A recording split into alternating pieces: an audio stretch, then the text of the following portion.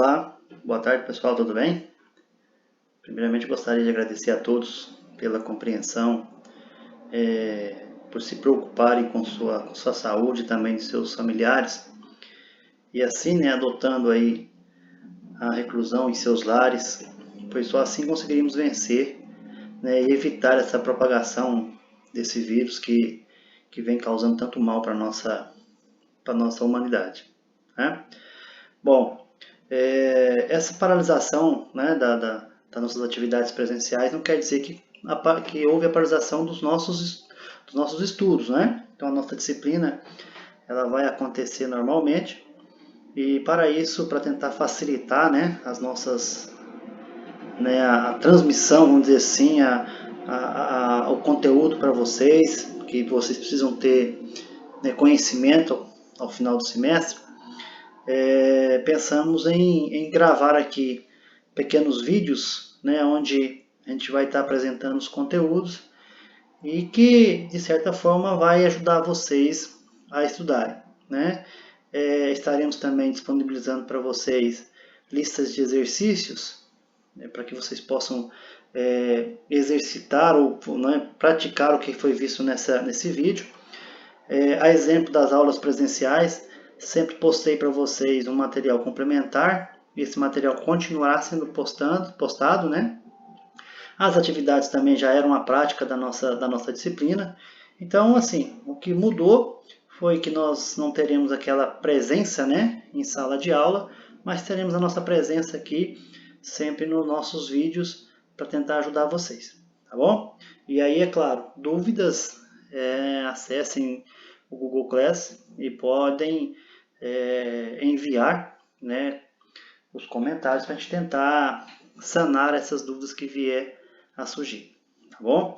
Um abraço a todos novamente e vamos dar prosseguimento à nossa aula de cálculo 1, no qual trataremos nessa aula os conceitos de propriedades de limites e limites indeterminados, tudo bem?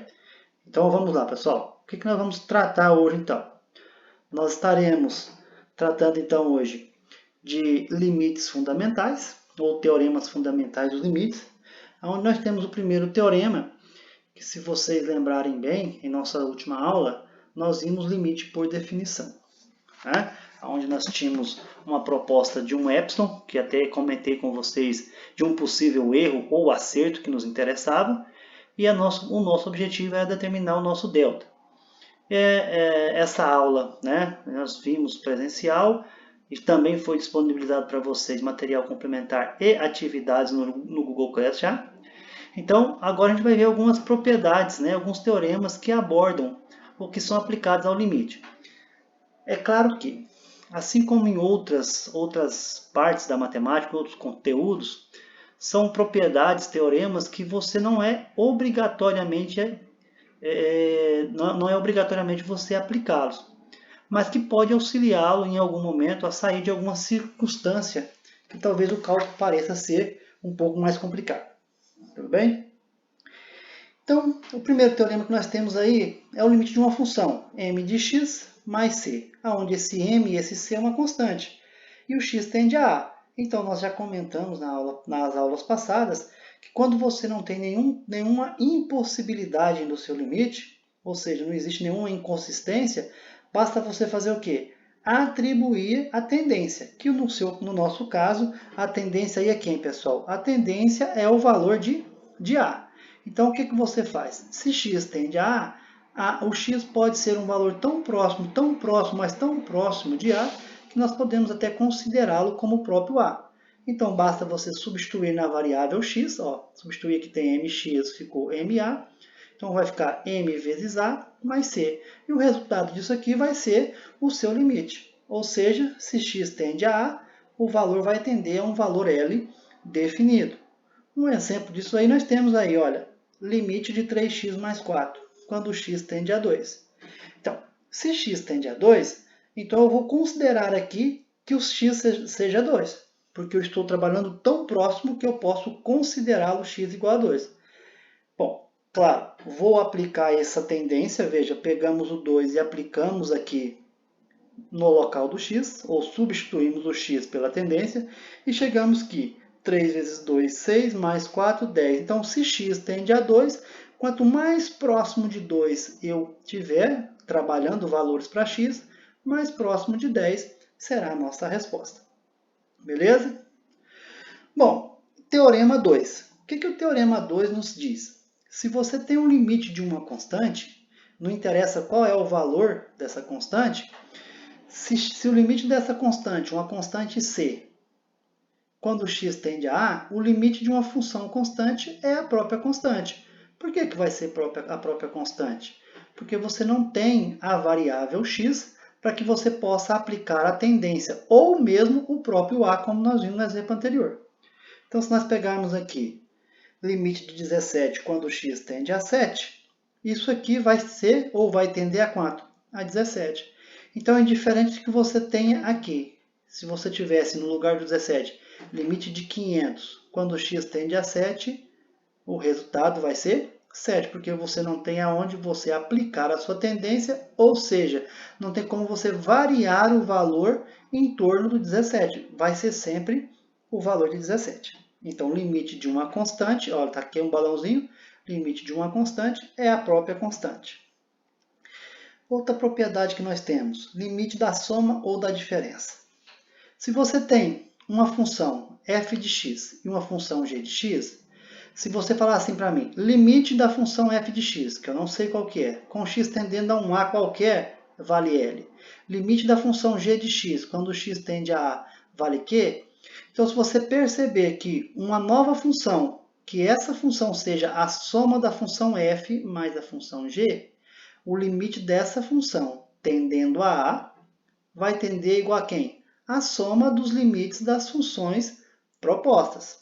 Então, o que quer dizer? A gente diz o seguinte, que o limite da soma ou da diferença de duas funções é a soma ou diferença dessas, é a soma ou diferença do limite dessas funções. Beleza? No exemplo, nós temos aí, ó, limite de 3x menos 7. O que nós poderíamos fazer? Poderíamos fazer direto, né? Limite de 3x menos 7, aplicamos a tendência. Ficaria 3 vezes 3 menos 7. Então, 3 vezes 3 dá 9, menos 7 dá 2.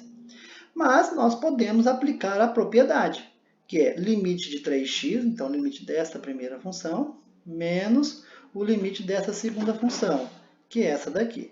Então, limite de 3x, quando x tende a 3, menos limite de 7, quando x tende a 3, você vai ter 3 vezes 3, menos 7, que será igual a 2. Então, eu estou aplicando a propriedade de limite aqui na sua função. Então, a propriedade está dizendo o quê? Que limite da diferença dessas duas funções, ó, primeira função f de x, segunda função g de x, é a mesma coisa que a diferença dos limites das funções. E isso serve tanto para a adição ou diferença das funções. Beleza? Outra propriedade, limite de um produto. Se você tem duas funções, ó, você tem o limite da função f de x com x tendendo a A, e você fala que, ou você descobre que ele vale L. Limite da função g de x, quando o x tende a A, ele tende a Q. Lembrando que essas propriedades têm que ser a mesma tendência, ó, ambos tendem a A, x tende a A. Então, se você perceber que uma função qualquer é igual ao produto da função f, olha aqui, vezes a função g, o que vai acontecer, pessoal? O produto, né, o limite desse produto aqui é igual ao produto dos limites das funções. Mas, novamente, para qualquer propriedade ou teorema de limite, essas tendências têm que ser iguais. Então, se o limite de f de x com x tendendo a A era L, limite de g de x quando x tendia a A era Q, então o limite de f de x vezes g de x quando x tende a A é igual ao limite de f de x quando x tende a A vezes limite de g de x quando x tende a A. Ou seja, é igual a L vezes Q. Olha um exemplo. Eu tenho o limite do produto dessas duas funções. Eu tenho o limite de 3x menos 2 vezes x mais 5, com x tendendo a menos 1. Então, eu tenho o limite do produto de duas funções. E deixando claro que essa propriedade pode ser tanto para o produto de duas, mas pode ser para produto de n funções. Então, ficou quem? limite de 3x menos 2 quando x tende a menos 1, vezes limite de 5x de x mais 5 quando x tende a menos 1. Então, se você já sabe o limite dessa função, olha, nós resolvermos isso daqui, esse 3 vezes menos 1 menos 2, vezes menos 1 mais 5, isso aqui vai dar menos 20. Quer dizer, se você pegar e calcular só o limite dessa função de cima, 3 vezes menos 1, então vai dar menos 1 com menos 2, dá quanto? Menos, olha, 3 vezes menos 1 dá menos 3, né? Com menos 2 dá menos 5. Aqui você tem menos 1 mais 5, então menos 1 mais 5 dá 4, então vezes menos 4, né? Menos 5 vezes menos 4 vai dar o menos 20 igualzinho, beleza? Outra propriedade que nós temos é o limite do quociente, que obedece à mesma condição do produto e da soma. Então, se você tem um limite de uma função f de x, quando x tende a A é igual a L, limite de f de x, de g de x, quando x tende a A tende a Q, se você perceber que uma função qualquer é o quociente entre f e g, o limite dessa função você pode aplicar como o quociente dos limites. Então, o limite de uma razão é a razão dos limites. Então, esse resultado vai ser a mesma coisa que o quê? O resultado do L, que você já conhecia, dividido pelo resultado do Q, que você também já conhece. Quando você aplica num exemplo, você tem aí, ó, limite de 5x menos 2 sobre x mais 3 quando x tende a 2. Então, você tem, em cima, se x tende a 2, você vai ter limite de 5x menos 2 quando x tende a 2, substituindo 2 aqui, 5 vezes 2 dá 10, menos 2 dá 8. Limite de x mais 3, quando x tende a 2, 2 mais 3 dá 5. Então, ficou 8 dividido por 5, que é igual a 1,6. Se você tivesse aplicado aqui no início, o 2 daria a mesma coisa. Então, você pode aplicar a propriedade ou não. E aí cai naquilo que eu falei para vocês. Você não é obrigado a aplicar a propriedade limite. Mas vamos chegar em casos, mais adiante, que para definirmos algumas propriedades matemáticas dentro do cálculo diferencial ou algumas equações de recorrência, a gente vai fazer uso dessas propriedades. Beleza? Bom, aí você tem o limite de um expoente. É a mesma coisa. Se você tem uma função, limite de uma função f de x, olha aí, quando x tende a A, e eu falo que isso aqui tende a L, e n é um número inteiro, então se eu pegar limite de f de x elevado a n, com x tendendo a A, eu posso resolver de duas formas. Eu já posso substituir o valor de A na minha função f de x e elevar o expoente, ou eu posso calcular o limite primeiro, que na verdade é o que nós vamos fazer, e depois elevar o expoente. Olha só o exemplo. Limite do 3x menos 2, isso aqui elevado ao quadrado. Então, vamos resolver esse limite aqui direto, com x tendendo a 4. Então, ficaria 4 vezes 3, que dá 12. 12 menos 2, 10. 10 ao quadrado dá 100. Agora, se nós calcularmos o limite, veja só, 3 vezes 4 dá 12, menos 12, com x tendendo a 4. Então, isso aqui vai dar quanto? Isso aqui também vai dar 10. Então, eu vou pegar o resultado do limite para depois elevar ao quadrado. A resposta vai ser a mesma. Então, a gente diz que o limite de uma função elevada a um expoente é igual ao limite dessa função elevado a esse expoente. Tá joia? Se você tem o da potência, né, do expoente inteiro, você também pode ter em relação a um radical. Então, se você tiver, olha só, o limite de uma função f de x, isso dentro de um radical de índice n, com x tendendo a A, você pode calcular primeiro aqui dentro da função, o limite, e depois resolver a raiz. Ou você pode calcular o limite, aqui, tá vendo? E depois você calcular o limite, você pegar e calcular o radical, que você vai ter a mesma resposta. Exemplo disso daí, veja. Limite de raiz cúbica de 3x mais 6, quando x tende a 7. Então, veja, a primeira proposta foi, calculei o limite, ó. Calculei raiz cúbica do limite. Então, 3 vezes 7 dá 21, não é isso? 21 mais 6 dá 27, não é isso? 27, qual que é a raiz cúbica de 27? 3. Então, eu poderia ter resolvido aqui no início primeiro, ó, que ia dar os mesmos 3, e a hora que eu calculasse limite de 3 quando x tende a 7, ia ser também o mesmo valor. Então a gente diz que o limite de uma função elevado a um expoente racional é igual ao limite dessa função elevado a esse expoente racional. Beleza? Vamos seguir? Bom, nós vimos na aula passada, presencial, eu mostrei para vocês que quando você aproxima, ou quando você tem um limite, e o limite existe, se você aproximar pela direita ou pela esquerda, o resultado tem que tender ao mesmo valor. Então, quando você fala em limites laterais, você está pensando em limite tendendo pela direita e pela esquerda. Nós até comentamos isso na nossa aula presencial, na nossa última aula. Então, a definição diz o seguinte: seja f uma função definida em todo o intervalo aberto a C, então o limite de f de x, quando x tende a pela direita e pela esquerda, é L. Ou seja, se o limite dessa função existe e tende a L, se você calcular pela direita ou pela esquerda, isso tende ao mesmo valor. Isso é interessante porque quando você começa a trabalhar, aí cai naquilo que nós comentamos em nossa aula presencial, da definição de limite. Lembra que eu comentei com vocês que às vezes você conhece a solução, mas você não pode ter? E aí nós trabalhamos próximo daquele epsilon, né? E a gente tentava provar ou encontrar o valor de delta. Então, se eu não posso ter aquele valor, então quer dizer que a minha função ela não está definida naquele valor. Né? Ela vai ter um intervalo aberto. Então, veja só, se você pensar nisso daí, olha a definição de limite aparecendo tanto para o limite pela esquerda, como o limite pela direita.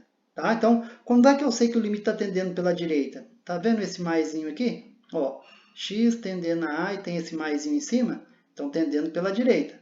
Então, se esse A fosse 2, só poderia trabalhar com valores maiores que 2.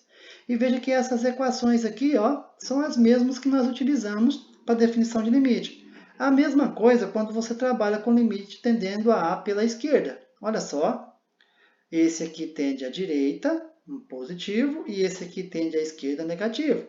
Não é valores negativos, tendendo pela esquerda para valores menores e tendendo pela direita valores maiores.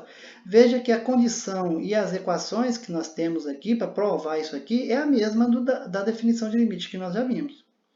Agora, o interessante quando você trabalha limite tendendo limites laterais é como pode acontecer com o seu gráfico. Porque, por exemplo, olha só, limite de x menos 5 sobre x menos 2 quando x tende a 2 pela direita. Aqui fica claro que eu não posso usar o 2. Por que eu não posso usar o 2? Porque olha, 2 menos 5 no numerador dá menos 3. 2 menos 2 dá 0. Menos 3 sobre 0, isso não existe. Da mesma forma, essa equação aqui, essa função é a mesma, tanto pela direita como pela esquerda. Então, quer dizer, aqui ficou claro que eu não posso utilizar o 2, de maneira alguma. Então, o que nós vamos fazer? Bom, então nós vamos tentar trabalhar com valores tendendo pela direita e pela esquerda. E olha só, pensando nisso aí numa tabela. X tendendo a 2 pela direita. Então, eu comecei do 3, do 2,5, 2,1, 2,01, 2,001.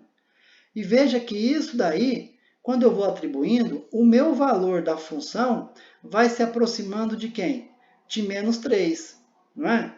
Então, quer dizer, essa função tem um limite lateral pela direita tendendo a menos 3. Quando eu penso na outra função, veja, tendendo a 2 pela esquerda, 1 menos 5 menos 1 menos 1, 1,5, 1,9, 1,99 e 1,999. Veja que, nesse caso aqui, a minha função vai tender a 3 positivo. Então, os limites laterais aqui não são iguais. Então, essa função, ela não possui um limite definido. Ela possui o limite lateral pela esquerda e possui o limite lateral pela direita. Mas nós não teremos um limite comum. Tá? Isso fica bem mais claro, pessoal, quando nós pensamos graficamente. Ó, a tabelinha tendendo a 2 pela direita, tendendo a 2 pela esquerda. Olha só como é que fica o gráfico. Tá vendo? Quem que não poderia ser? Não poderia ser o 2. Então, quer dizer, olha essa linha tracejada. Essa linha aqui, nós chamamos ela de assíntota. Então, veja que quanto mais próximo eu vou chegando do 2 pela esquerda, olha só, está tendendo a mais infinito, tá vendo? Não é isso? Agora, quanto mais próximo eu aproximo do 2 pela direita, está tendendo a menos infinito. Então, isso aqui vai aumentando e vai diminuindo os valores. Então, nós temos aí uma assíntota vertical, tá?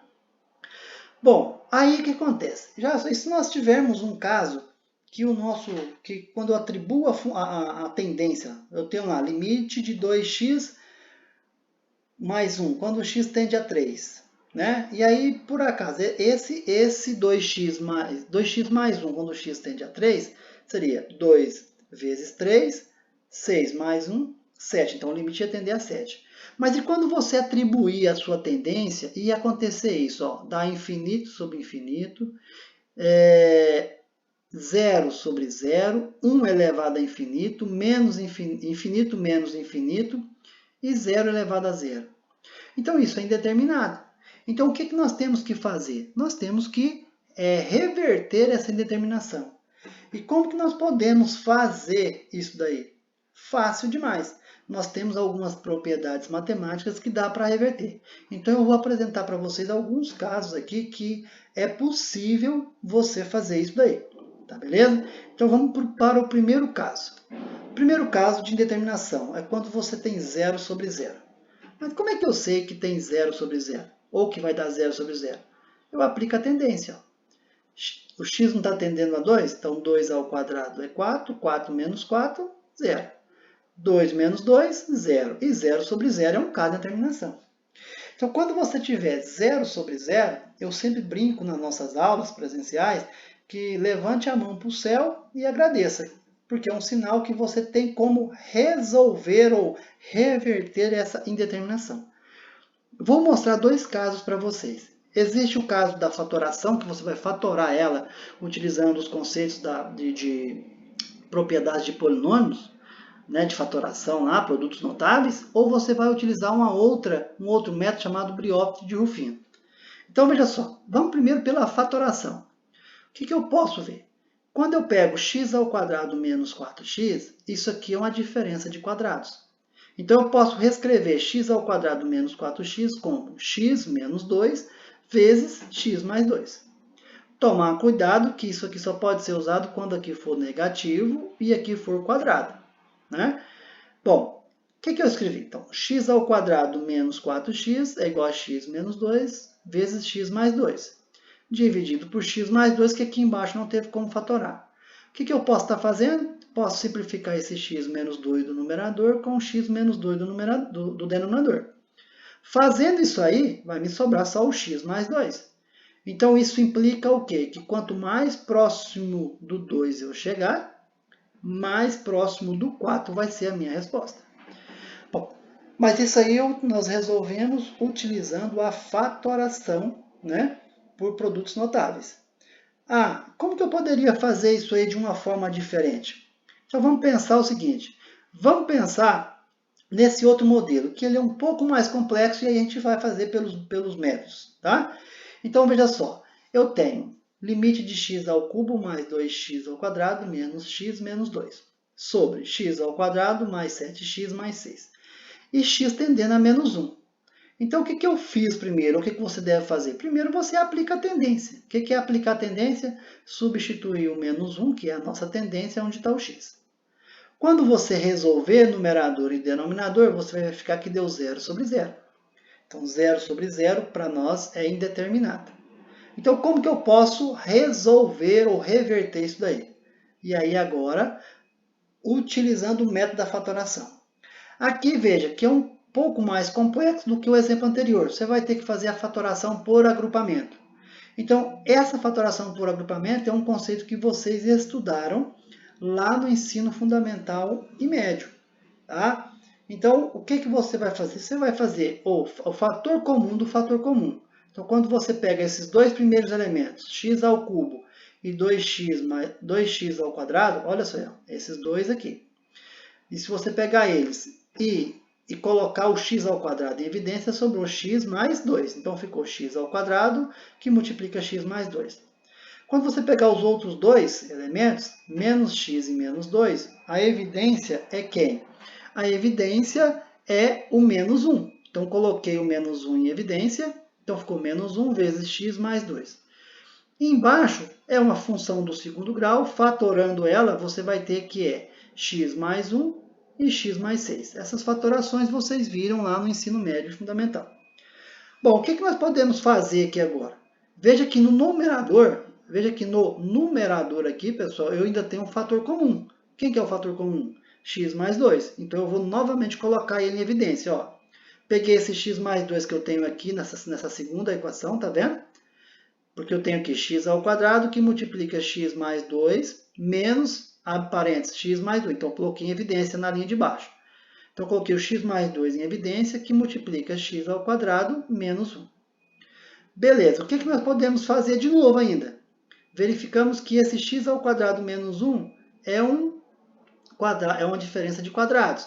Então, veja que logo em seguida eu fiz. É a diferença da soma, é o produto da soma pela diferença. Então, veja que eu vim aplicando as fatorações que vocês viram lá no ensino fundamental e médio. O que eu posso estar fazendo aqui agora, pessoal? Posso simplificar, não posso? Esse x mais 1 com esse x mais 1. Quando eu faço a simplificação, o que vai sobrar? X menos 1 vezes x mais 2 sobre x mais 6, não foi isso? Bom, agora o que eu vou fazer? Eu vou aplicar a tendência. Vou aplicar a tendência que é menos 1. Quando eu aplicar a tendência em menos 1, vai ficar, olha aqui, menos 1 com menos 1 dá menos 2. Menos 1 mais 2 deu 1. Então, o numerador sobrou menos 2 vezes 1. E no denominador, menos 1 mais 6 deu 5. Então, esse limite aí dá menos 2/5. Bom, mas por que eu tenho que fazer isso daí? Existe um outro caminho mais simples? Existe. Existe um teorema chamado Brioche de Ruffino, que ele facilita a nossa vida. Tá? Então, olha só, o que nós podemos fazer, pessoal? Nós podemos aplicar, então, o Brioche de Ruffino. Aplicando o Brioche de Ruffino, veja só, lembrando que esse exemplo aqui é o mesmo que está lá. Como eu sei que o menos 1 está zerando numerador e denominador simultaneamente, então ele é raiz dos dois, correto? Então, o que você faz no Brioche de Ruffino? Veja só, pessoal, bem simples. Você vai fazer, olha só, esse esqueminha aqui. Você vai traçar uma reta, veja, uma reta horizontal e uma vertical, tá? Olha só, no numerador aqui, nessa primeira parte aqui dessa tabela, quem que eu coloquei? Eu coloquei os coeficientes. Quem que é esse primeiro 1? É o 1 do x ao cubo. Quem que é esse 2? É o 2 do x quadrado. Quem que é esse menos 1? É o menos 1 do x. E quem que é o menos 2? É o menos 2 que está lá em cima. E esse menos 1 que está aqui nessa segunda parte da tabela? Esse menos 1 é a minha tendência. Como que eu aplico o Brioche de Ruffino? Bem simples, ó. Eu vou repetir esse 1, tá vendo? Vou repetir esse 1 aqui embaixo. Pego um 1 e multiplico pelo 2, lá em cima.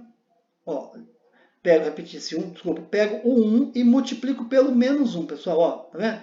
Esse primeiro 1 eu vou multiplicar com menos 1, que é a raiz lá, que é a tendência. Vou voltar e vou somar com 2. Então, menos 1 mais 2 deu 1, não foi?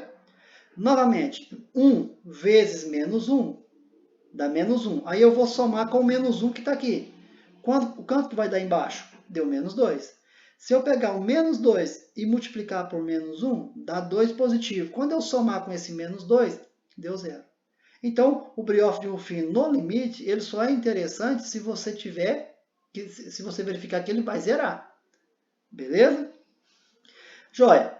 Quando eu faço isso aí, a minha função que eu tinha lá no meu limite no numerador era uma função do terceiro grau. O resto que me sobrou aqui passa a ser uma função do segundo grau. Então, eu tenho 1, então esse 1 aqui, a minha função vai ser, esse primeiro 1 é de x quadrado, o segundo 1 é de x e o menos 2 é o valor da constante. Porque em cima era uma função do terceiro grau e embaixo passou a ser uma função do segundo grau. Vou aplicar o Brioche de Ruffino no denominador, lá no limite, ó, x ao quadrado mais 7 mais 6. X ao quadrado mais 7x mais 6. Fiz a mesma coisa, ó. Repeti os coeficientes. 1, 7 e 6. Da mesma forma, aqui foram os coeficientes, ó. 1, 2, menos 1 e menos 2. Quem que é esse menos 1 aqui? É a tendência do limite. Tá vendo?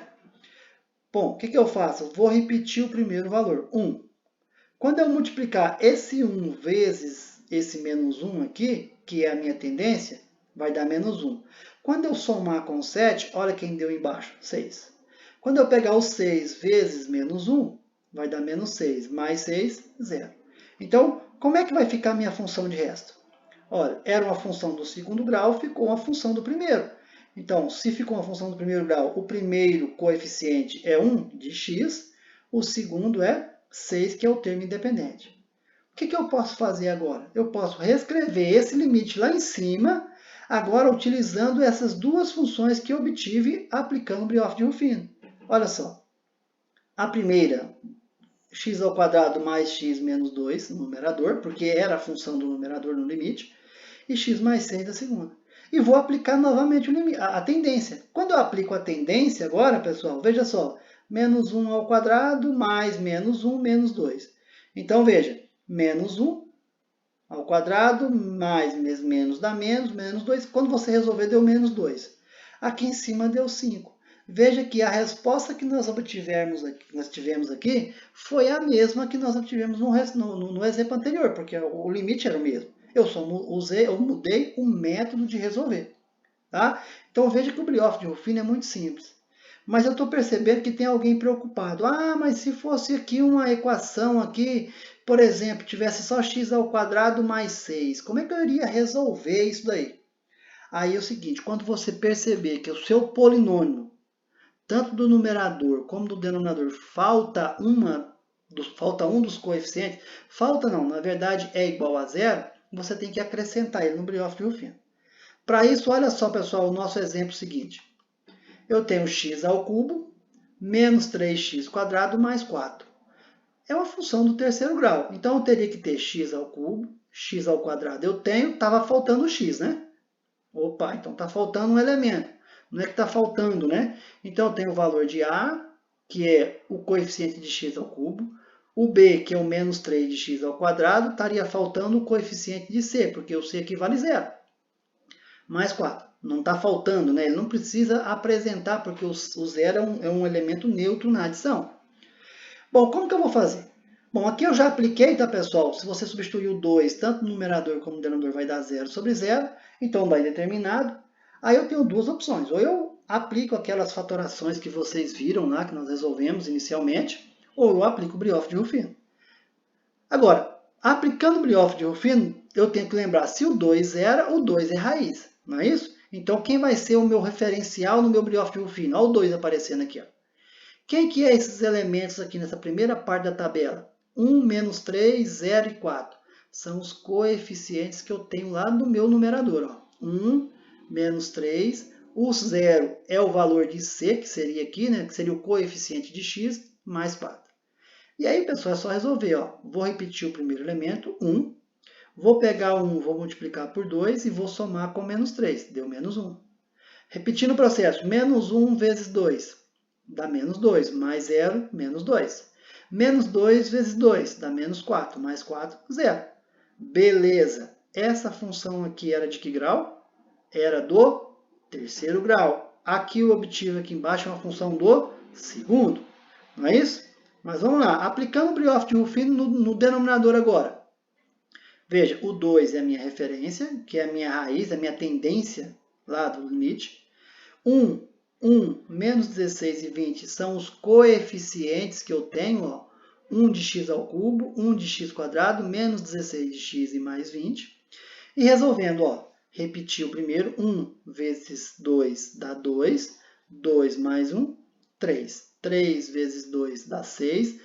6 com menos 16 dá menos 10. Menos 10 vezes 2 dá 20. Mais 20, 0. Então, obtive, então, veja, para o primeiro, a função x ao quadrado, porque ó, era terceiro grau, passou a ser segundo. X ao quadrado menos x menos 2. E a segunda foi quem?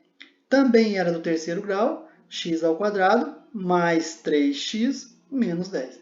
E aí eu vou aplicar o limite. Só que quando eu aplico o limite, pessoal, quando eu aplico o limite, veja que a tendência, e aplico a tendência, novamente dá 0.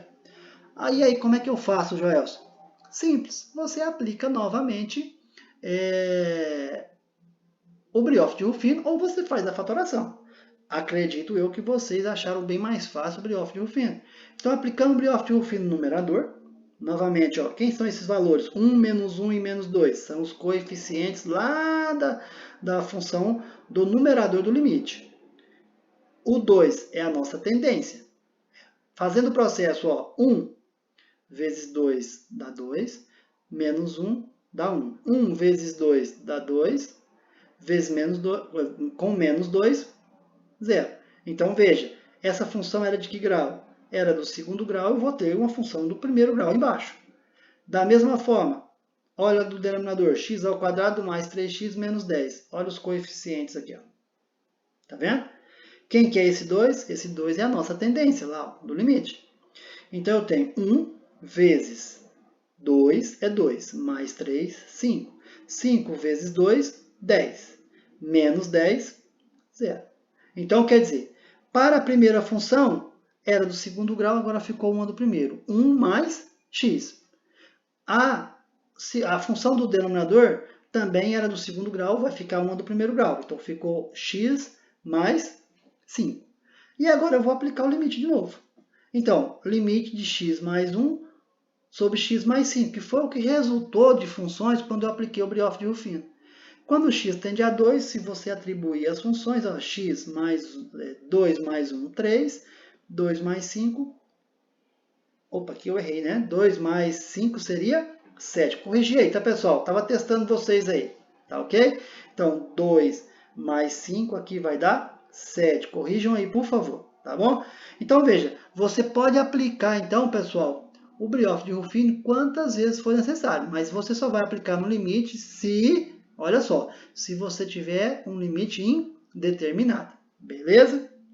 Então, vamos seguir? Bom, e quando nós temos uma forma indeterminada, que você vai ter limite infinito sobre infinito? É claro, para você ter infinito sobre infinito, a sua tendência, pessoal, a sua tendência obrigatoriamente tem que tender ao infinito. Então, veja só, se eu pegar aqui, limite de 5x mais 7, se x tende a infinito, seria 5 vezes infinito, que é infinito, mais 7. Bom, infinito mais 7 é infinito. Sobre 9 vezes infinito é infinito, mais 3, infinito. Infinito sobre infinito é indeterminado. Ah, e como nós podemos resolver isso daí? Então, o que, que vocês vão fazer? Vocês vão fazer o seguinte, é bem simples. Olha só, você vai olhar no seu denominador e vai buscar o x de maior expoente. No nosso caso aqui, o x vale quanto? O x de maior expoente é x elevado a 1, não é? Então, tem 9x, então x elevado a 1. Então, você vai dividir todos os fatores do numerador e do denominador por x. Olha o que eu escrevi. 5x que já estava lá, dividir por x, porque é o x do denominador, o maior expoente. 7 sobre x, 9x sobre x, 3x sobre x. E eu vou simplificar. Quando você simplificar isso aqui, veja, o que, que vai acontecer? Na verdade, 5x sobre x vai sobrar só 5, não é? 7 sobre x vai ficar 7 sobre x. Mas se x tende a infinito, quanto seria o valor 7 dividido por infinito? Seria você pensar o seguinte, pegar R$7 e dividir pela população do planeta. Quanto ia sobrar para cada um? Praticamente o quê? Nada. Ou seja, esse resultado de 7 dividido por infinito vai tender a zero. Então, esse valor vai ser insignificante em relação ao que você tem anteriormente. Da mesma forma, 9x sobre x vai dar 9, simplifica os x. 3 sobre x, com x tendendo a infinito, isso vai tender a quê? A zero. Então, vai sobrar 5 sobre 9, limite de 5 sobre 9 quando o x tende a infinito. E aí nós vimos lá no início que quando você tem um limite de uma constante, não interessa qual é a tendência, o limite vai ser a própria constante. Então, limite de 5 nonos, com x tendendo a qualquer valor, seja a infinito positivo, infinito negativo, 2, 3, 5, 10, ele vai tender a 5 nonos. Mas eu estou percebendo que alguém falou assim, mas por que esse negócio tendendo a zero não ficou claro para mim? Então, vamos pensar um outro exemplo. Vamos pensar isso. Novamente aqui eu coloquei Então, pessoal, retomando aí, veja, eu tenho limite de 4x ao quadrado mais x mais 3 sobre 7x ao cubo mais 5x ao quadrado mais x mais 2. Se eu aplicar a tendência, que é infinito, isso vai tender a infinito. Em cima e embaixo, numerador e denominador. Então, eu tenho indeterminação. Então, o que eu vou fazer? Ou o que nós vamos fazer? Vamos dividir todos os fatores, numerador e denominador, por x ao cubo. Fazendo isso, pessoal, veja só. Dividir, então, eu tenho 4x ao quadrado por x ao cubo. Veja que eu dividi todos os fatores por x ao cubo. Quando eu monto isso daí e simplifico, me sobra essa relação. 4 sobre x, 1 sobre x quadrado, 3 sobre x ao cubo, que é a fatoração, a simplificação dos x que você tem aqui. Ó. Então, embaixo vai ficar 7, 5 sobre x, 1 sobre x ao quadrado e 2 sobre x ao cubo. Agora, o que acontece? Não está mais para simplificar nada. Então, o que eu tenho que fazer? Então, eu vou aplicar a tendência. Quando eu aplicar a tendência, pessoal, veja só, eu tenho, até não apareceu aqui, mas olha só, se eu pegar 1 dividido por x ao quadrado, se x tende a infinito, infinito ao quadrado é infinito, não é isso? Bom, se infinito ao quadrado é infinito, 1 dividido por infinito vai tender a zero isso aqui, porque isso aqui vai ser muito pequeno. Aqui, 3 sobre x ao cubo vai tender a zero. 5 sobre x vai tender a zero. 1 sobre x quadrado vai tender a zero. 2 sobre x ao cubo vai tender a zero. Aqui também era para ter aparecido, tá, pessoal? 4 sobre x também vai tender a zero. E o que vai sobrar? Vai sobrar o limite de 0 sobre 7 com x tendendo a infinito. Que esse limite tende a quanto? Isso tende a zero. Viu que é fácil? Beleza? Pessoal, então assim, nós vamos tentar manter a nossa qualidade das nossas aulas, tentando aqui por esses vídeos. E espero que vocês tenham gostado dessa nova modalidade e que possa ajudar vocês nos estudos, tá? Novamente, agradeço a vocês pela compreensão, tá? Aviso a vocês que estarei postando material complementar e atividade para vocês e que vocês possam, né, que nós juntos possamos vencer esse momento difícil que é de ficar em casa, reclusão, protegendo a nós e a nossa família. Tá? Um grande abraço a vocês, que Deus abençoe vocês e toda a sua família hoje e sempre.